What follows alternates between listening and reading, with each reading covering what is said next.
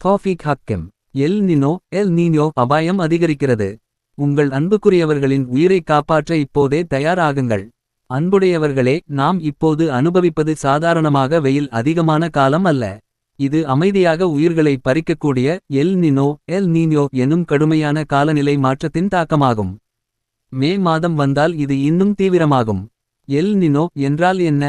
எளிமையாக சொன்னால், பசிபிக் பெருங்கடலில் நீர் வெப்பமடைகிறது. அதனால் உலகளாவிய காற்றின் ஓட்டம் மாறுகிறது.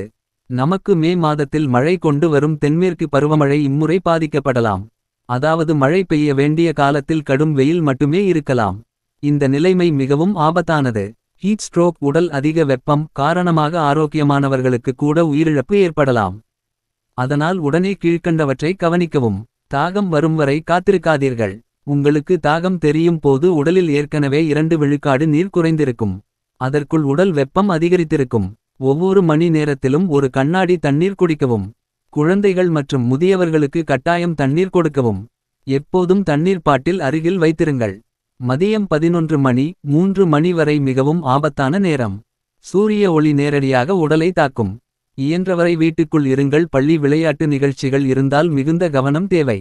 உடைகள் குறித்து கவனம். கருப்பு நிற உடைகளை தவிர்க்கவும். வெள்ளை அல்லது இளஞ்சிவப்பு நிற பருத்தி காட்டன் உடைகள் அணியவும். காற்றோட்டம் கிடைக்கும் வகையில் உடை அணியவும். ஹீட் ஸ்ட்ரோக் அறிகுறிகள்: கடும் தலைவலி, மயக்கம், வாந்தி, வியர்வை இல்லாமல் தோல் வறண்டு இருப்பது. இப்படிப்பட்ட அறிகுறிகள் இருந்தால் உடனே நிழலான இடத்துக்கு மாற்றி ஈரமான துணியால் உடலை துடைத்து உடனடியாக மருத்துவமனைக்கு கொண்டு செல்லவும். விலங்குகளையும் மறக்காதீர்கள். உங்கள் வீட்டில் உள்ள நாய்கள், பூனைகள் மட்டுமல்லாமல் தெரு விலங்குகளுக்கும் தண்ணீர் வைக்கவும். நிழல் கிடைக்கும் இடம் இருக்கிறதா என்று பாருங்கள். அவற்றுக்கும் வெப்பம் தாக்கும். முடிவாக, இந்த தகவலை படித்துவிட்டு அமைதியாக இருக்க வேண்டாம். உங்கள் குடும்பத்தினருக்கும் நண்பர்களுக்கும் இதை பகிருங்கள். வரவிருக்கும் எல் நினோ வெப்பத்துக்கு நாம் அனைவரும் தயாராக இருக்க வேண்டும். நினைவில் கொள்ளுங்கள், எச்சரிக்கையாக இருந்தால்தான் உயிர்களை காப்பாற்ற முடியும். இந்த தகவலை பகிர்ந்து இன்னொரு உயிரை காப்பாற்றுங்கள். நாளும் ஒரு சிந்தனை. குடும்பம் என்பது இரத்த உறவை பற்றியது அல்ல. நெருக்கடியான நேரத்தில் நமது கையை பிடித்துக் கொள்ள யார் இருக்கிறார்கள் என்பதை பற்றியதாகும். நாளும் ஒரு வீட்டு பண்டுவம்.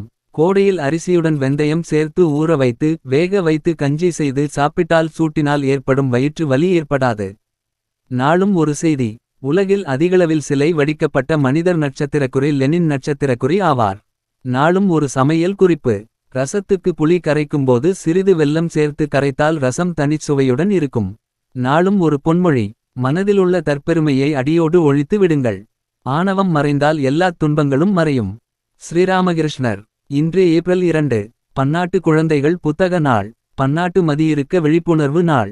பிறந்த நாள் 1881. வே. சு. ஐயர், இந்திய விடுதலை போராட்ட வீரர். திருக்குறள் 917. நிறைநெஞ்சம் இல்லவர் தோய்வர் பிறநெஞ்சிற் பேணிப் புணர்பவர் தோள். விளக்கம்: நெஞ்சத்தை நிறுத்தி ஆளும் ஆற்றல் இல்லாதவர் தம் நெஞ்சில் வேறு பொருளை விரும்பிக் கூடும் போது மகளிரின் தோளை பொருந்துவர். பழமொழி: bend the twig, bend the tree. 5இல் வளையாதது 50இல் வளையாது. பொன்மொழி: மேலான பண்புள்ளவர்களின் சொற்களை கேளுங்கள், அவர்களின் பேச்சுக்கு மதிப்பு கொடுங்கள். ஔவையார். பொது அறிவு. 01. நவீன நீர்மூழ்கி கப்பல்களின் தந்தை என்று அழைக்கப்படுபவர் யார்? John Philip Holland. John Philip Holland. 02. தமிழ்நாட்டில் வட காவிரி என்று அழைக்கப்படும் நதி எது? கொள்ளிடம் ஆறு, Kollidam river. English words: serene, calm, peaceful and untroubled. Ambiguous, having more than one meaning. Unclear. Tamil இலக்கணம். கற்போம் தமிழ். கையெழுத்து, கையொப்பம் இரண்டும் ஒன்றா வேறு வேறா? இரண்டும் ஒன்று அல்ல. எப்படி என்று காண்போம் வாருங்கள். கையெழுத்து என்பது ஒருவர் பொதுவாக கைப்பட எழுதும் எழுத்து, எழுத்து வடிவம் ஆகும். பயன்பாடு: கடிதம், பாடக்குறிப்புகள் எழுத பயன்படுகிறது. கையொப்பம் என்பது ஒரு நபர் தனது அடையாளத்தை உறுதிப்படுத்த ஆவணங்களில் இடும் தனித்துவமான, மாற்ற முடியாத கையெழுத்து, சிக்னேச்சர் ஆகும். பயன்பாடு: கையொப்பம் வங்கி, பத்திரம், அலுவலக ஆவணங்களில் சட்டப்பூர்வ சான்றாக பயன்படுகிறது. கையெழுத்தை சூழலுக்கு ஏற்ப மாற்றலாம், நிதானமாக, வேகமாக, ஆனால் கையொப்பத்தை அடிக்கடி மாற்றக்கூடாது. அறிவியல் களஞ்சியம். மனித மரபணுக்களில் உள்ள டி.என்.ஏவின் எண்ணிக்கை சுமார் 3 பில்லியன் அடிப்படை ஜோடிகளும் சுமார் 25,000 மரபணுக்களும் ஜீன்ஸ் உள்ளன என்று விஞ்ஞானிகள் தெரிவித்துள்ளனர். இன்றைய தலைப்பு செய்திகள். ஓஎன்ஜிசி நிறுவனம் தாமன் அப்சைட் டெவலப்மெண்ட் திட்டத்தின் மூலம் எரிவாயு உற்பத்தியை தொடங்கியுள்ளது. இந்தியாவில் விமான எரிபொருள் விலை 2 மடங்கு அதிகரிப்பு. 1000 லிட்டர் 20 பைசா. 07 லட்சமாக உயர்வு. போரால் இஸ்ரேல் மக்களின் இயல்பு வாழ்க்கை பாதிக்கப்பட்டுள்ளது. இந்தியாவில் விற்பனை செய்யப்படும் சிசிடிவி கேமராக்களில் 1/3 பங்கு சீனா தயாரிப்புகள் ஆகும். விளையாட்டுச் செய்திகள். ராஜஸ்தான் ராயல்ஸ் அணிக்காக அரை சதம் அடித்த இரண்டாவது அதிவேக பேட்ஸ்மேன் வைபவ் சூரியவன்ஷி அரை சதம் விளாசியது ஐபிஎல்லில் புதிய சாதனையாக அமைந்தது. Today's headlines. Oil and Natural Gas Corporation has started gas production through the Daman Upside Development Project. Aviation fuel prices in India have doubled. 1000 liters have increased to 2.07 லட்சம் ரூபாய். Due to the war, the normal life of people in Israel has been affected. 1/3 of the CCTV cameras sold in India are manufactured in China. Sports news. Vaibhav Suryavanshi, playing for Rajasthan Royals, scored a half-century and became the second fastest batsman to achieve this milestone, setting a new record in the Indian Premier League. Squabble. வீண்சண்டை அற்பமான விவாதம். Meaning minor fight or argument. 1. The old couple was known to squabble about even the most trivial things. 2. The brothers were known to squabble about who would be player 1 in their video game. However, the meaning may vary depending on the context in which the word is used. 1. Delirious பிதற்றம். அவர் எப்போதும் பிதற்றுவார். He is always delirious. 2. Attempt முயற்சி. ஒரு தைரியமான முயற்சி பாதி வெற்றியை தரும். A bold attempt leads to half success. 3. Dialect ஒரு பிரதேச மொழி. இந்த நாவல் ஸ்பானிஷ் என்ற ஒரு பிரதேச மொழியால் எழுதப்பட்டது. This novel is written in the dialect of Spanish. 4. Fantasy கற்பனை வடிவம். ஒவ்வொரு குழந்தைகளுக்கும் தங்கள் கனவுகளை பற்றிய கற்பனை வடிவம் இருக்கும். Every kid will have a fantasy about their dreams. 5. Galore ஏராளமாக. அங்கே சிலந்திகள் ஏராளமாக உள்ளது. There were spiders galore. 6. Days மேடை. நான் மேடைக்கு வெற்றியாளர்களை அழைக்கிறேன். I call upon the winners to days. 7. Illicit சட்டவிரோதமான. அவர்கள் சட்டவிரோதமான நிறுவனத்தில் பணியாற்றினார்கள்.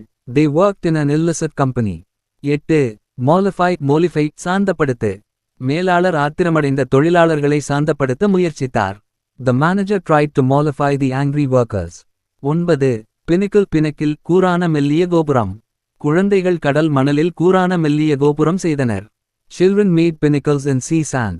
10. Pioneer முன்னோடி. அவள் இந்த துறையில் முன்னோடியாக இருக்கிறாள். She is a pioneer in this field. Do you know? 1. The handshaking habit first appeared in Egypt. 2. National Milk Day is observed on November 26 th. 3. In India, the Underwater Festival was first held in Pune. 4. Clinophobia is the fear of going to bed. 5. Toads are able to sleep regularly for 3 years. 6. James Naismith invented the game basketball at the age of 30. 7. A man can feel the pain of poking by a needle in 0.02 seconds. 8. A man's nail grows on average 12.5 inches annually. 9. India's first cell phone service was launched in 1995 in Kolkata. 10. Doordarshan was first launched in 1959. உங்களுக்கு தெரியுமா? 1. கைக்கிழுக்கும் பழக்கம் முதலில் எகிப்து நாட்டில் தோன்றியது. 2. தேசிய பால் தினம் November 26 அன்று அனுசரிக்கப்படுகிறது. 3. இந்தியாவில் நீருக்கடியிலான திருவிழா முதல் நடைபெற்ற நகரம் புனே. 4. கிளினோஃபோபியா என்பது படுக்கையைக் கண்டு பயப்படுவதாம். 5. தேரைகளால் 3 வருடங்கள் தொடர்ச்சியாக தூங்க முடியும். 6. ஜேம்ஸ் நீஸ்மித் தனது 30 வயதில் கூடைப்பந்து விளையாட்டை கண்டுபிடித்தார். 7. ஊசியால் குத்தப்பட்டால் அதன் வலியை உணர மனிதனுக்கு 0.02 வினாடிகள் ஆகின்றன. 8. மனிதனின் நகம் ஒரு வருடத்திற்கு சராசரியாக 12.5 அங்குலம் வளரும். 9. இந்தியாவின் முதல் செல் தொலைபேசி சேவை 1995 ஆண்டில் கொல்கத்தாவில் துவக்கப்பட்டது. 10. முதலில் தூர்தர்ஷன் 1959 ஆண்டு